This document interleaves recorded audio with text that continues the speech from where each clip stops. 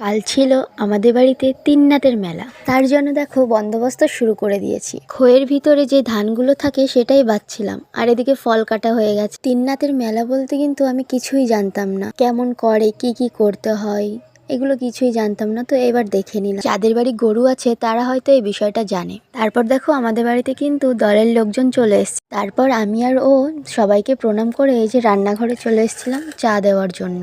আর ওই দেখো এর মধ্যে আমার বাবাও চলে এসছে।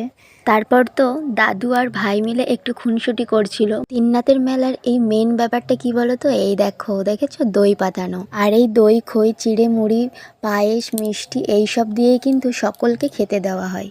এই যে সবাই খেতেও বসে পড়েছে। খাওয়ার শেষে সবাই একটু আড্ডা দিচ্ছিল। সবাই চলে যাওয়ার পর আমরা খেতে বসে পড়েছিলাম। রাত তখন প্রায় 12টা বাজে। সবার কাজই কিন্তু শেষ হয়ে যায়, তবে বাড়ির মেয়ে ছেলেদের কাজগুলো কেমন জানি শেষই হতে চায় না।